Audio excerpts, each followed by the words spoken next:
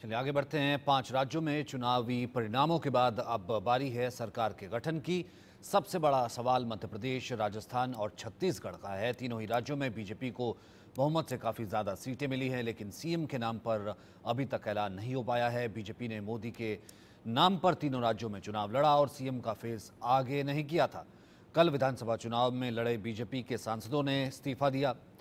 हालांकि इस्तीफा देने वालों में अभी रेणुका सिंह और बालकनाथ का नाम नहीं था, लेकिन आज उन्होंने भी इस्तीफा दे दिया। वसुंधरा को दिल्ली बुलाया गया है।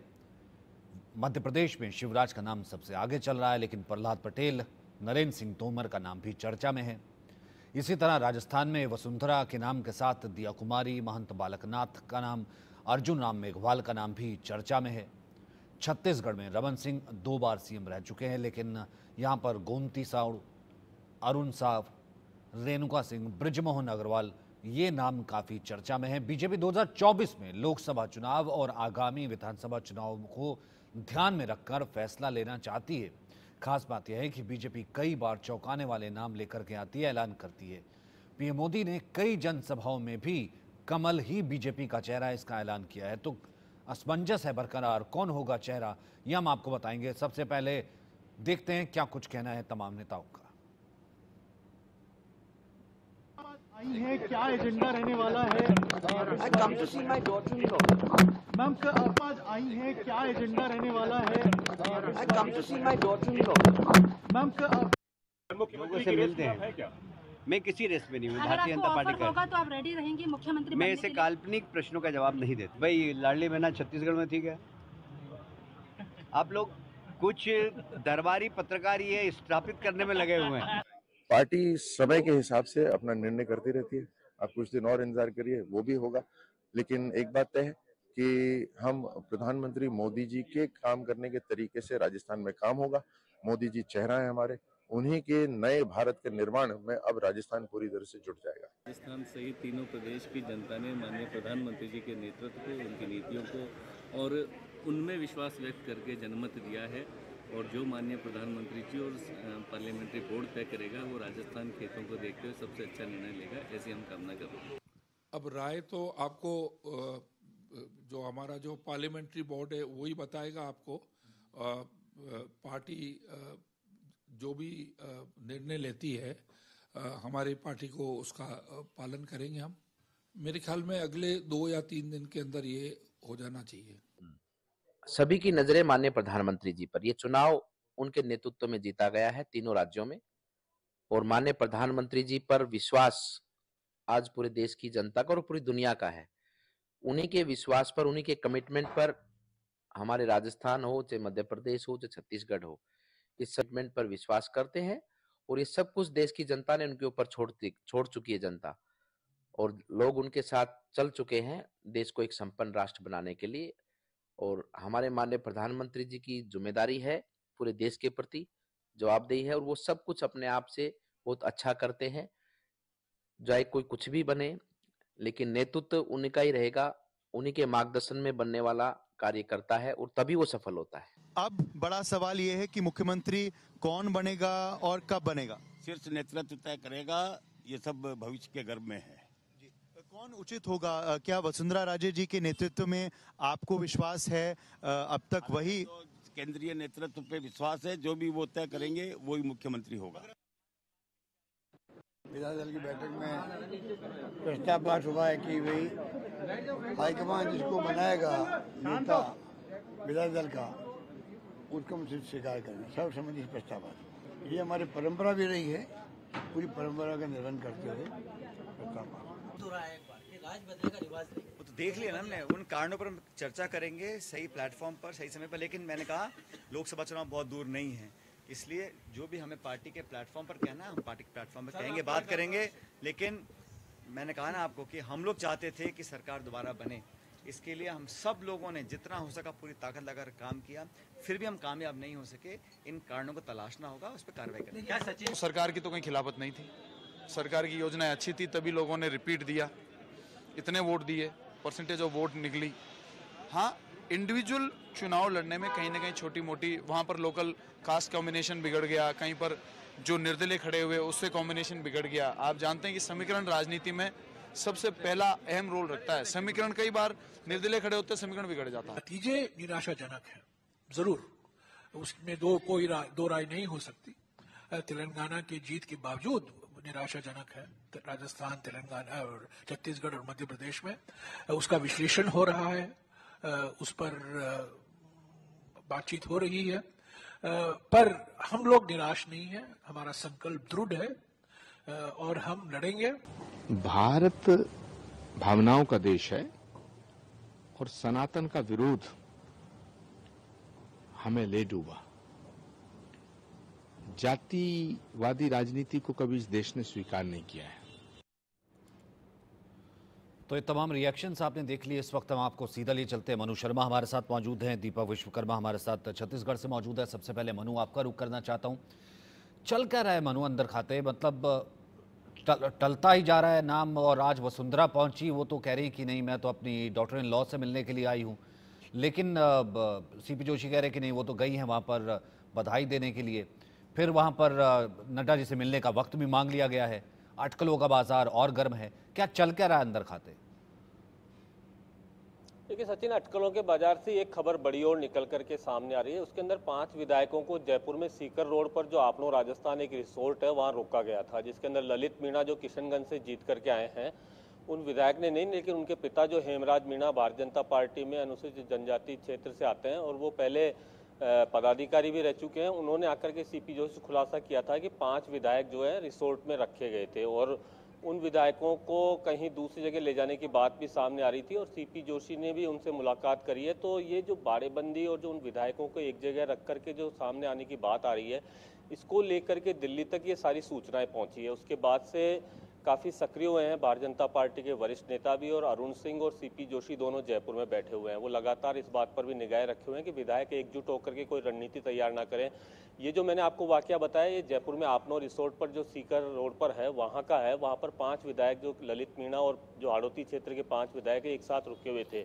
इनको दुष्यंत सिंह जो यानी वसुंधरा राजे के पुत्र का नाम है, सांसद, उनके नाम पर रोका गया था कि वो आएंगे यहाँ पर, उनसे मिलना है, उनको वहीं पर रुकना है, वहीं रहना है, इनको दूसरी जगह शिफ्ट करने की बात। 5 विधायक थे। इस तरह की जो बातें आ रही है, 5 विधायक थे। ये हाड़ौती क्षेत्र के हैं, जिसमें कंवरलाल मीणा जो हैं उनका नाम सामने निकल करके आ रहा है, वही सबको लेकर के आए थे। उसमें ललित मीणा भी शामिल हैं जो किशनगंज से जीत करके आते हैं। इनके पिता जो हेमराज मीणा हैं, उन्होंने इस बात का खुलासा किया है पार्टी के वरिष्ठ नेताओं को कि ऐसे विधायकों को रखा जा रहा है। तो उसके बाद में पार्टी के वरिष्ठ नेता काफ़ी एक्टिव हुए। उन्होंने सीधे जाकर के इस बात की सीपी जोशी और अरुण सिंह को बताई। तो इसके बाद में वो खुद उन विधायकों को लेकर के आ गए। तो ऐसी स्थिति में जब इस तरह की गुटबाजी और ये जो चल रही है, जिसको आप एक बाड़ेबंदी, छोटी बाड़ेबंदी भी कह सकते हैं कि विधायकों को रोक करके रखना एक जगह और उनसे बातचीत के शिफ्ट करने की बात सामने आना, इस तरह के जो खुलासे हो रहे हैं, इसको लेकर के पार्टी काफ़ी चिंतित है। और दिल्ली तक अब यही बात, इस बात को लेकर के काफ़ी चिंता जाहिर की जा रही है कि पार्टी में ऐसा क्या कुछ हो रहा है, क्योंकि पार्टी सीधे बहुमत के साथ में जुट करके आई है, 115 सीटें लेकर के आई है। ऐसी स्थिति में ऐसी कोई ज़रूरत है नहीं। खुद पार्टी के वरिष्ठ नेता कह चुके हैं कि सीपी जोशी जो यहाँ अध्यक्ष, वो कह चुके हैं पार्टी को किसी बाड़ेबंदी, किसी होटल में रोकने की जरूरत ही नहीं है विधायकों को, सब भाजपा परिवार से जुड़े हुए हैं।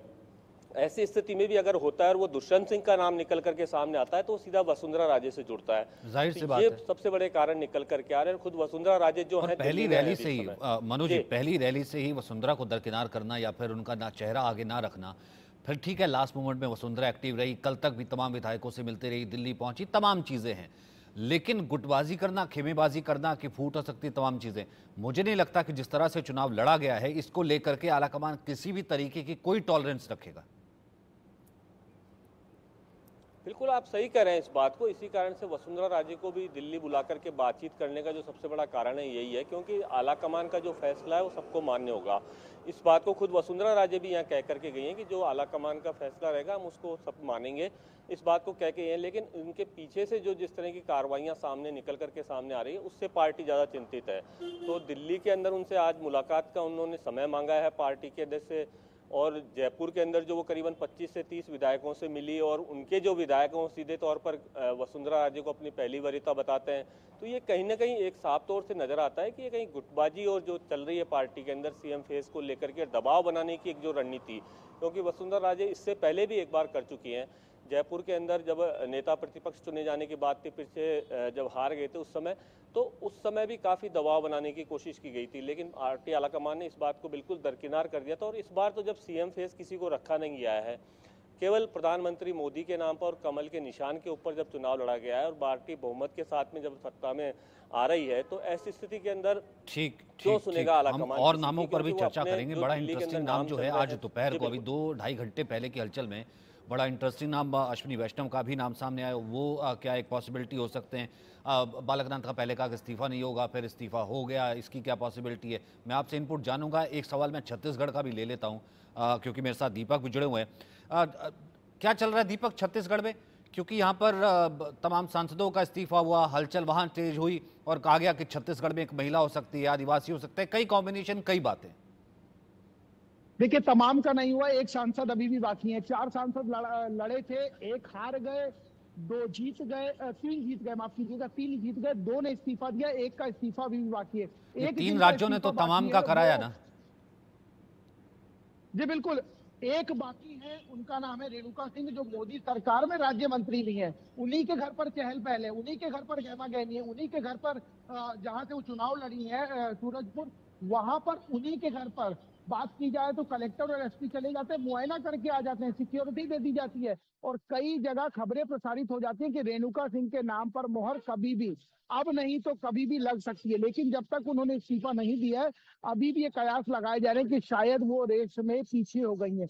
कुछ एक नाम है जो नाम बहुत तेजी से आगे हैं, जो विष्णुदेव साय एक नाम है, वो जो जशपुर से चुनाव जीते हैं।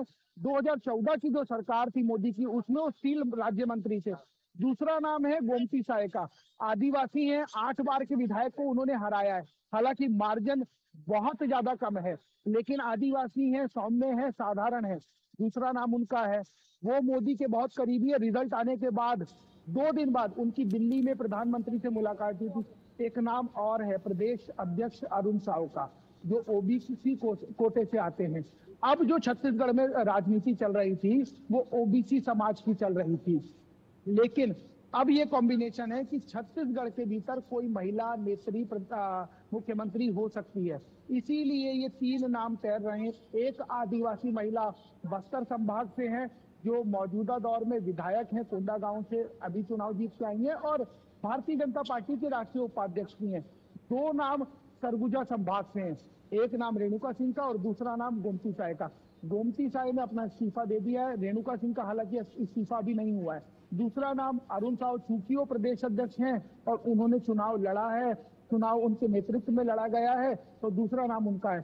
सबसे महत्वपूर्ण बात यह है कि ये जो टर्न आउट हुआ है, जिसकी कल्पना बीजेपी ने भी नहीं की थी, जिसकी कल्पना कांग्रेस ने भी नहीं की थी कि इस तरीके के नंबर आ कैसे गए, इस तरीके के नंबर आने के पीछे जो सबसे बड़ा टर्न आउट हुआ है वो है साहू समाज का वोटर। ओबीसी समाज से आते हैं, साहू समाज की तादाद छत्तीसगढ़ में सबसे ज्यादा है। अरुण साहू भी उसी समाज से आते हैं। वायदा किसी प्रकार का नहीं किया गया था कि हम साहू समाज के लिए कुछ बेहतर करेंगे या साहू समाज से कोई मुख्यमंत्री होगा या तमाम चीजें।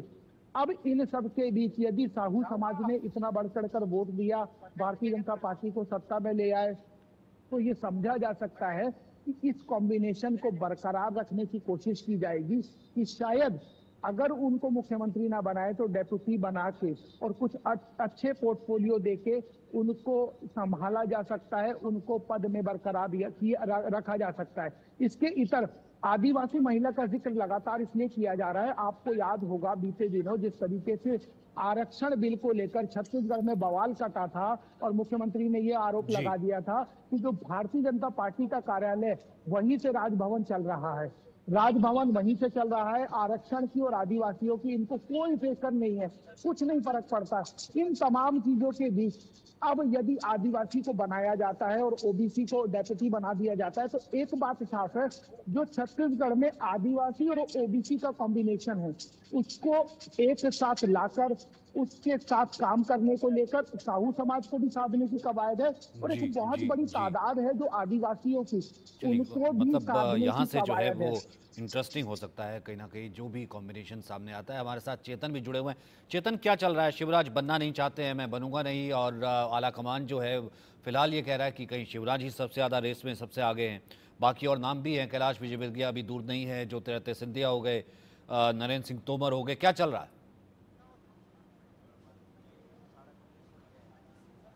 बिल्कुल, देखिए जिस तरीके से तस्वीर आई है और मुख्यमंत्री शिवराज सिंह चौहान लगातार बयान दे रहे हैं कि मैं अब सीएम की रेस में नहीं हूं, ना मेरा नाम चला, तमाम ऐसी बातें सामने आने लगी हैं। इसके साथ ही एक नाम बीजेपी के प्रदेश अध्यक्ष बीडी शर्मा, वो भी इस बात को कह चुके हैं कि संगठन तय करेगा, ये मेरा काम नहीं है, मेरा कहीं नाम नहीं है। तो यानी कि कहा जा सकता है कि दोनों चेहरे मध्य प्रदेश की रेस से बाहर हैं। लेकिन मध्य प्रदेश में शिवराज सिंह चौहान को लोग चाहते हैं, क्योंकि जिस तरीके से लाडली बहना को मध्य प्रदेश में गेम चेंजर बताया गया, उन चीजों से शिवराज सिंह चौहान अपने हाथ में पूरी चीज एक बार फिर लेना चाहते हैं। क्योंकि कल से उनने मिशन 29 की शुरुआत की, कल छिंदवाड़ा गए थे, उसके बाद आज श्योपुर गए हैं। लेकिन माना जा रहा है कि अगर मध्य प्रदेश में नया चेहरा बनाया गया तो केंद्रीय मंत्री नरेंद्र सिंह तोमर एक बड़ा नाम हो सकते हैं। इसके साथ ही प्रहलाद पटेल बड़ा नाम हो सकते हैं, और एक नाम और कैलाश विजयवर्गीय और ज्योतिरादित्य सिंधिया, इन दो नाम के बातें मध्य प्रदेश में चर्चा हो चल रही। लेकिन एक सूत्र ये भी बताते हैं कि कैलाश विजयवर्गीय के नाम पे ना तो नरेंद्र सिंह तोमर सहमत हैं, ना प्रहलाद पटेल सहमत हैं,